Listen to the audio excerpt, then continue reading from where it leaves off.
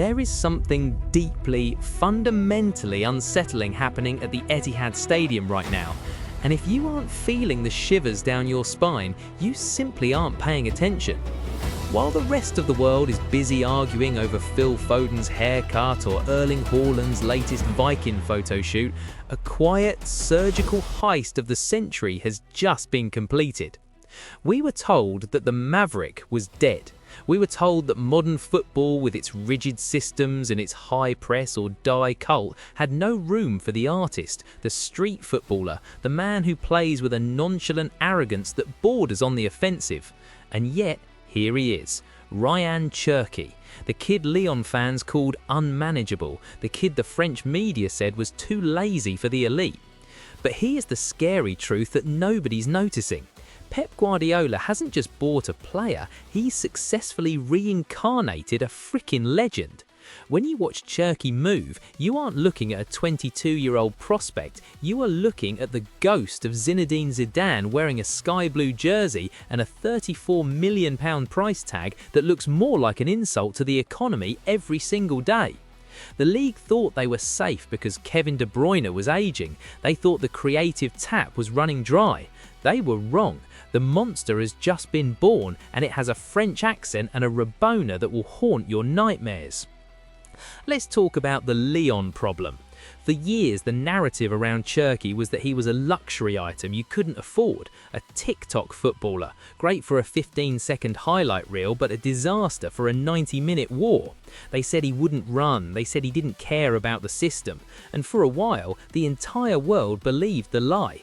Even Real Madrid, who had Zinedine Zidane himself practically begging the board to sign the kid, eventually blinked. They saw the red flags and looked away. But Pep Guardiola? Pep doesn't see red flags, he sees a challenge to his own ego.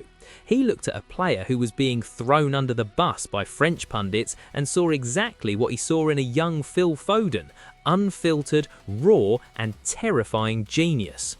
The scary truth nobody's noticing is that Pep has spent the last 6 months deprogramming Cherki. He's taking the street footballer DNA and hardwiring it into the most sophisticated tactical machine in history.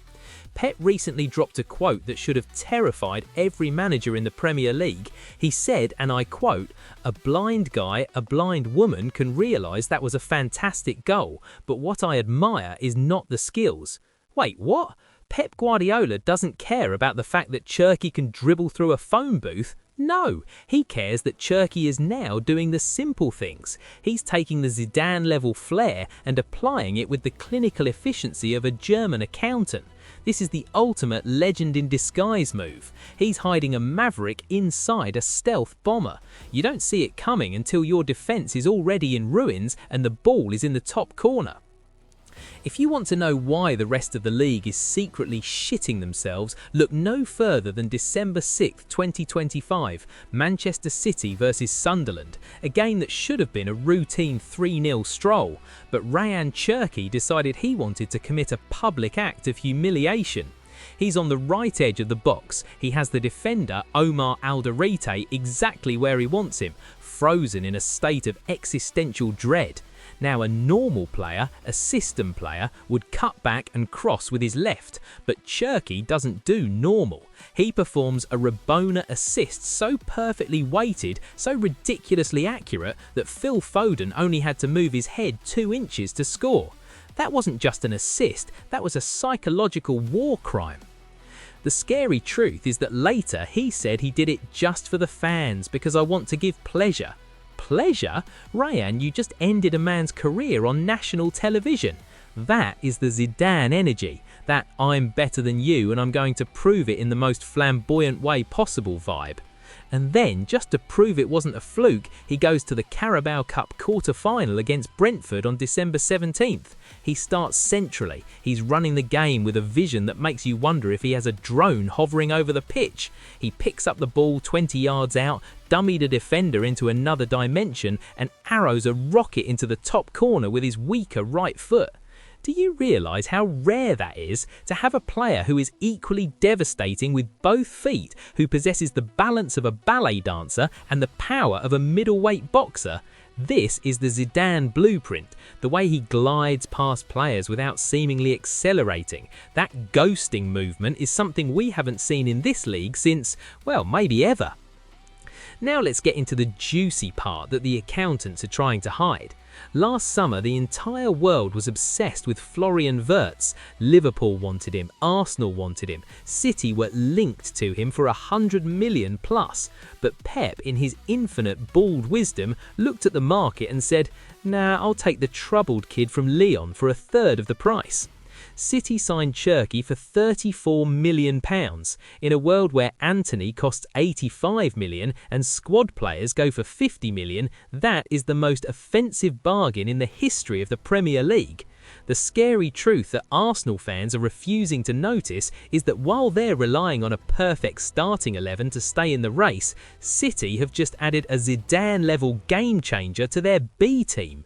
In that Brentford game, Pep made 7 changes. He rested Haaland, he rested Foden, and they still won comfortably because Cherki was there to play the role of the master architect. Cherki now has 13 goal involvements this season.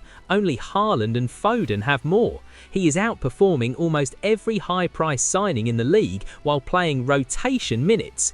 He's the reason City's squad looks better every week, while Arsenal's looks increasingly fatigued.